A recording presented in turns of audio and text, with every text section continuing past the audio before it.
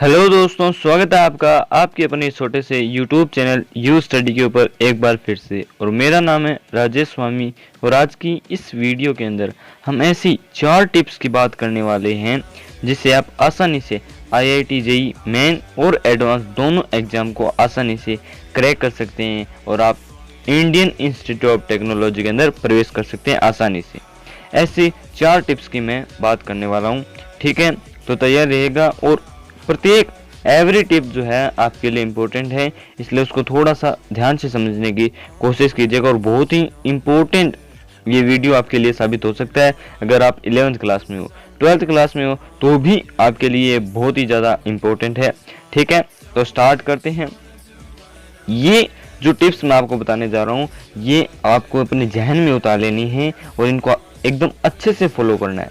बहुत ही खतरनाक टिप्स हैं और बहुत ही एक्सपीरियंस टिप्स हैं, ठीक है? तो स्टार्ट करते हैं।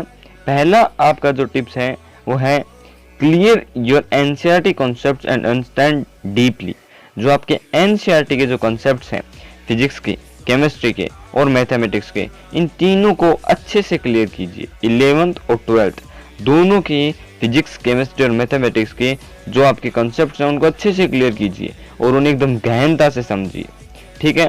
जैसे कई टॉपिक हैं, जैसे फिजिक्स के अंदर जो आपका रिगिड बॉडी जो आपका टॉपिक है वो एक अच्छा टॉपिक है और बहुत ज़्यादा ध्यान देने वाला टॉपिक है।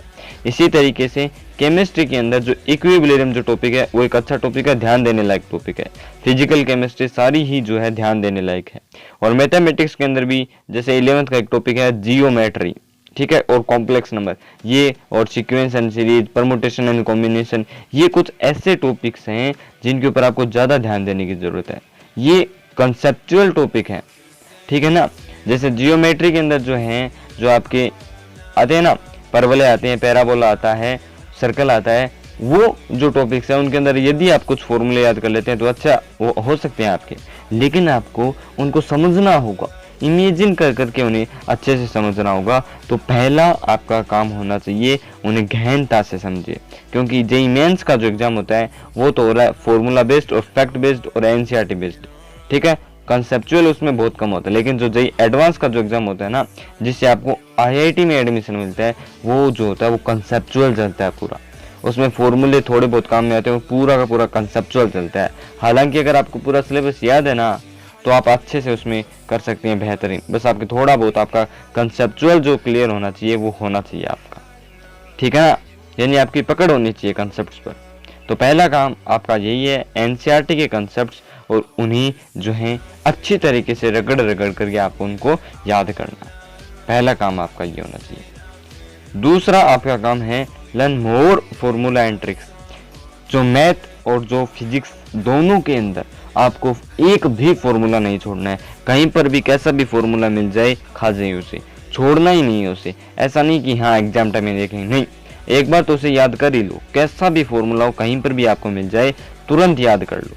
और जितनी ज़्यादा हो ट्रिक्स याद रखें, क्योंकि मैंने भी अपने टाइम पे ये गलती की थी कि मैं उनको टालता रहता था कि एग्जाम टाइम में याद कर लेंगे, ये तो फॉर्मूला है, ट्रिक है, या एग्जाम टाइम में एक बार फिर से देख लेंगे, अभी याद नहीं करेंगे। और एंड में जा करके जो है मेरे जो एग्जाम है वो कुछ खास नहीं हुआ है, ठीक है?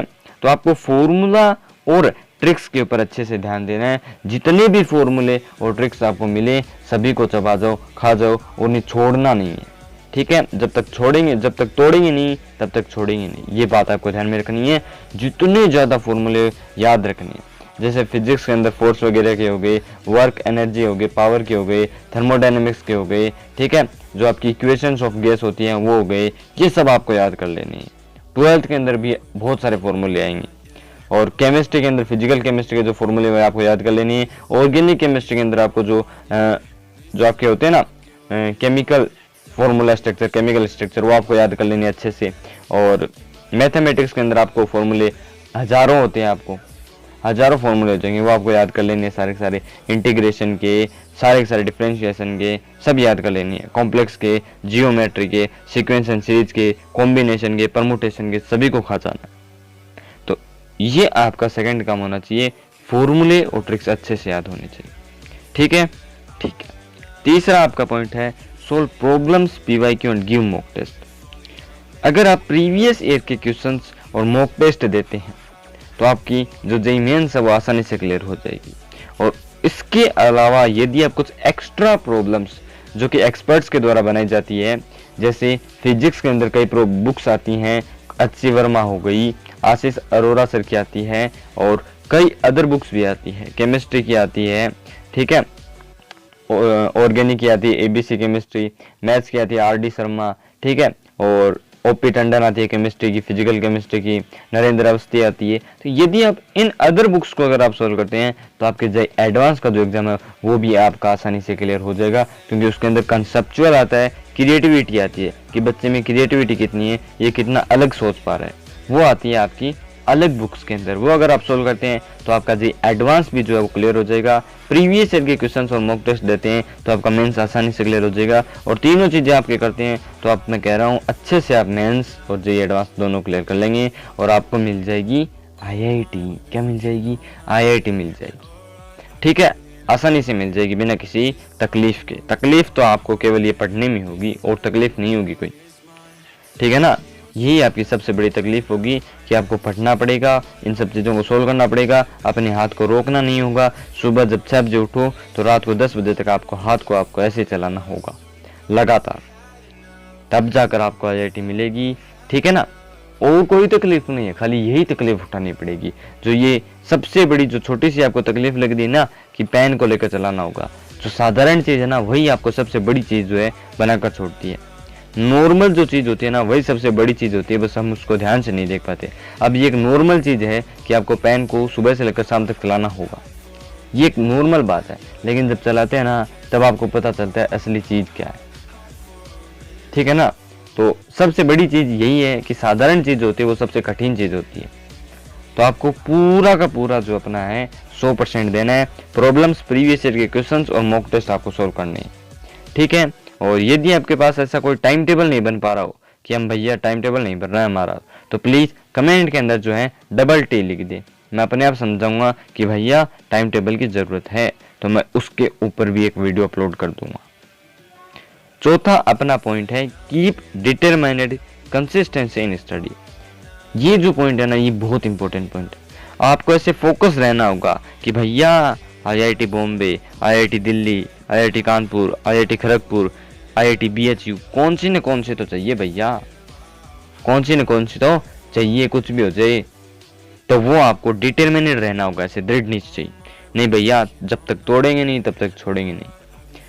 दूसरा, आपको स्टडी के अंदर कंसिस्टेंसी रखनी होगी, यानी आपको लगातार पढ़ना होगा, डेली पढ़ना होगा, चाहे 6 घंटे पढ़े हो।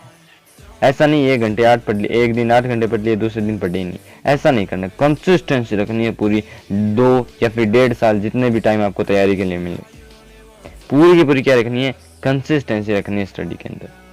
तो ये चौथा जो पॉइंट है ये आपको ध्यान में रखना है, ठीक है ना। ये आपको पूरा का पूरा ध्यान में रखना है और पूरा का पूरा अपना 100% देना है। आपको जो है पूरी की पूरी अपनी इस एम को पाने के अंदर जो है पूरी पूरी जान लगा देनी है। लेकिन भैया जान देनी नहीं है, जान लगा देनी है, लेकिन देनी नहीं है। हम देने वालों में नहीं है, हम जान लगा देने वालों में है, ऐसा आपको दिखाना होगा, ठीक है ना। इन 4 टिप्स को आप फॉलो करके आसानी से मेरे भैया मेंस और एडवांस दोनों का एग्जाम आप क्लियर कर सकते हैं बिना किसी डिफ़िकल्टी के। डिफ़िकल्टी केवल यही होगी कि भैया आपको पढ़ना पड़ेगा, आपको क्या करना पड़ेगा, पढ़ना पड़ेगा, ठीक है ना। यही डिफ़िकल्टी एक होगी, ठीक है। और अंत में मैं आपको यही कहना चाहूँगा कि भैया अपना पूरा का पूरा 100% दे दे। अपने गोल के अलावा अपनी लाइफ में बढ़कर कुछ नहीं है। बाहर का एनवायरनमेंट छोड़ दो, सारा का सारा फ्रेंड्स छोड़ दो, सारे के सारे सोशल मीडिया सारी की सारी छोड़ दो और केवल अपनी किताबों, नोट्स, आपकी जो PYQ हैं, बुक्स हैं, प्रीवियस ईयर के क्वेश्चंस, DPP हैं, उनको खा जाओ पूरे की पूरी, है ना। गोल से बढ़कर आपकी लाइफ में कुछ नहीं होना चाहिए, ये बात मैं आपको कहना चाहूँगा। और टाइम टेबल पर अगर वीडियो चाहिए हो तो भैया कमेंट कीजिए और किसी भी क्वेरी स्टडी रिलेटेड आप कमेंट कर सकते हैं, मैं आपके लिए तैयार हूँ, I am ready. Thank you for watching.